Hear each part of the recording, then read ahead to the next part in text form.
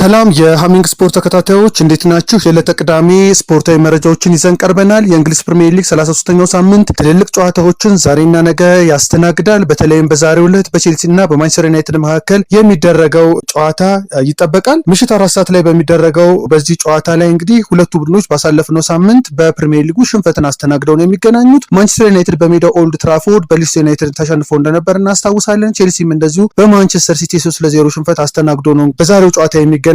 በሊያም ሮስኒየር የሚመራው ቼልሲ ባለፉት 3 የሊግ ጨዋታዎች ሽንፈት አስተናግዷል። በሊጉ 6ኛ ደረጃ ላይ የሚገኝ ሲሆን 4ኛ ደረጃ ላይ ካለው አስቶን ቪላ በ7 ነጥቦች ርቆ ይገኛል። ዛሬ የሚሸነፍ ከሆነ በ2023 በላምፓርድ ዘመን የነበረውን ተከታታይ ሽንፈት ይደግማል ማለት ነው። በማይክል ካሪክ የሚመራው ማንቸስተር ዩናይትድ ደግሞ በ55 ነጥብ 3ኛ ደረጃ ላይ የተቀመጠ ሲሆን የዛሬው ጨዋታ 4 ውስጥ ሆኖ ለማጠናቀቅ ወሳኝ ነው። እንደ ሊቨርፑል ያለው ክለብም በነጥብ እየቀረበው ነው የሚገኘውና ባሳለፍነው ሳምንትም ለቻምፒየንስ ሊግ ከሚፎካከሩ ክለቦች ሊቨርፑል ነበር ፉላምን 2-0 አሸንፎ በሙሉ 3 ነጥብ ጨርሶ የነበረውና ቼልሲም ተከታዮቹ ጋር ያለው የነጥብ ልዩነት በጣም ተቀራራቢ ነው። 7ኛ ደረጃ ላይ ያለው ብሬንፎርድ 47 ነጥብ አለው። ኤቨርተን 47 እንደዚሁ ነጥብ አለው። ብራይተን እና ሰንደርላንድ 46 ነጥብ አላቸው። ቦርንማውዝ 45 ነጥብ አለው። ፉላም 44፣ ክሪስታል ፓላስ እና ኒውካስል ደግሞ 13ኛ እና 14ኛ ደረጃ ላይ የተቀመጡት 42 ነጥብ አላቸውና 6 የነጥብ ልዩነት ነው በቼልሲና 14ኛ ደረጃ ላይ በተቀመጠው ኒውካስል እና ክሪስታል ፓላስ መካከል ያለው ልዩነትና ቼልሲ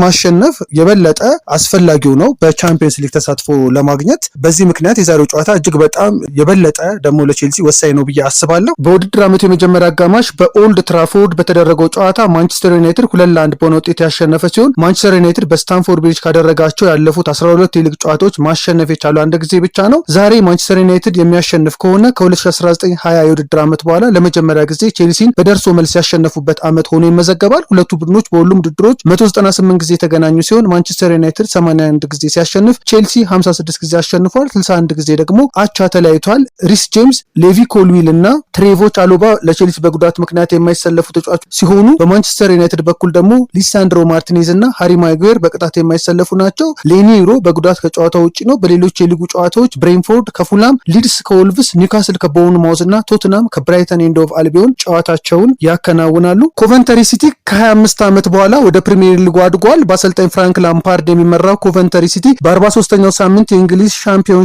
ከብላክበርን ሮቨርስ ጋር አንድ አቻ ከተለያየ በኋላ ወደ ፕሪሚየር ሊጉ ማደጉን አረጋግጧል። ካደረጋቸው 43 ጨዋታዎች 25ቱን ያሸነፈው ኮቨንተሪ ሲቲ በ86 ነጥብ ሊጉ ሊጠናቀቅ 3 ጨዋታዎች እየቀሩት ነው። ከሩብ ምዕተ ዓመት በኋላ ወደ ሀገሪቱ ትልቁ ሊግ የተመለሰው የቀድሞ የቼልሲ ተጫዋችና አሰልጣኝ ፍራንክ ላምፓርድ ለረጅም ዓመታት ከሊጉ የጠፋውን ክለብ ይዞ ተመልሷል። ቦርንማውዝ ማርኮ ሮስን ዋና አሰልጣኝ አድርጎ ለመሾም ተስማምቷል። የእንግሊዙ ክለብ ቦርንማውዝ የቀድሞውን የአርቢ ሌፕዚግ አሰልጣኝ ማርኮ ሮስን ከሰኔ ወር ጀምሮ አዲስ ዋና አሰልጣኝ አድርጎ ለመሾም ሙሉ ስምምነት ላይ ደርሷል። ጀርመናዊ አሰልጣኝ ስፔናዊውን አንድሬ ኢራዮላን በመተካት በሚቀጥለው የውድድር ዘመን ክለቡን እንደሚረከብ ታውቋል። ማርኮ ሮስ በግል ጥቅሞች ዙሪያ ከቦርንማውዝ ጋር የተስማማ ሲሆን ውሉም በቅርቡ ጸድቆ በይፋ እንደሚፈረም ይጠብቃል። ከአንድሬ ኢራዮላ እለቃለሁ ማለት ጋር ተያይዞ ቦርንማውዝ አዲስ አሰልጣኝ ከወዲሁ ቀጥሯል ማለት ነው። ሞሴስ ካይሴዶ በቼልሲ የሚያቆየውን ውል አራዝሟል። የ24 ዓመቱ ኢኳዶር የቼልሲ አማካይ ሞሴስ ካይሴዶ እስከ 2033 ድረስ ነው ውሉን ያራዘመው። ለቀጣዮቹ 7 ዓመታት በምዕራብ ለንደኑ ክለብ ቼልሲ ይቆያል። ካይሴዶ በ2023 ነበር ከሌላኛው የፕሪሚየር ሊግ ክለብ ብራይተን ኤንድ ሆቭ አልቢዮን በ115 ሚሊዮን ፓውንድ ቼልሲን የተቀላቀለው። በቼልሲ ተጨማሪ ዋንጫዎችን ማሸነፍ እፈልጋለሁ፣ ለክለቡና ለደጋፊዎች ያለኝን ነገር ሁሉ ለመስጠት ዝግጁ ነኝ ሲል ከፊርማው በኋላ በሰጠው ሀሳብ ተናግሯል። በቆይታው ለሰማያዊዎቹ 140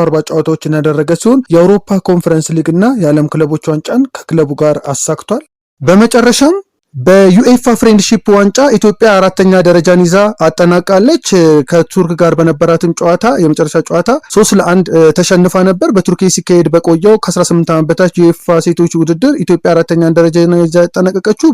በዕድሜ እርከን ውድድሩ ኢትዮጵያዊቷ ህዳያት ካሱና የፓራጓይ አሊሰን ባሬሮ በኩል 4 ግቦች የውድድሩ ከፍተኛ ግብ አስቆጣሪ ሆነው አጠናቀዋል። ኮከብ ግብ ጠባቂ ታማራ አማሪላ፣ ኮከብ ተጫዋች ሲናቲያ ካስኮ ከፓራጓይ ሆነዋል። የውድድሩ አሸናፊ በመሆን የወርቅ ሜዳሊያና ዋንጫ ተሸላሚ ፓራጓይ ስትሆን ሁለተኛ ኖርዌይ፣ ቱርኪዬ 3ኛ ደረጃን በመያዝ ውድድራቸውን አጠናቀዋል። አድማጮቻችን የዕለተ ቅዳሜ አጫጭር ስፖርታዊ መረጃዎች ይህን ይመስላሉ። ከእንግሊዝ ፕሪሚየር ሊግ የ33ኛ ሳምንት የዛሬና የነገ ጨዋታዎች ጋር ደግሞ በነገው የሃሚንግ ስፖርት ዝግጅታችን ሰፋ ያለ መረጃዎችን ይዘን እንቀርባለን። ሃሚንግ ስፖርትን ሰብስክራይብ በማድረግ ተከታተሉ፣ ሼርን በማድረግ ለሌሎች አጋሩ።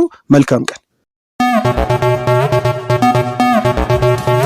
ሃሚንግ ስፖርት በሀገራዊና ዓለም አቀፍ ስፖርታዊ ጉዳዮች ላይ የሚያተኩር ዝግጅት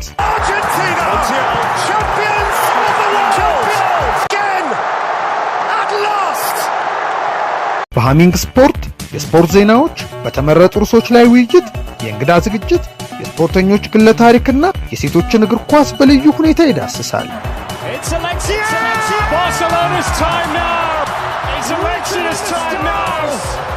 ሃሚንግ ስፖርት ስፖርትን ቀዳሚ ዘይቤ በማድረግ ስኬትን በተግባር እናረጋግጥ።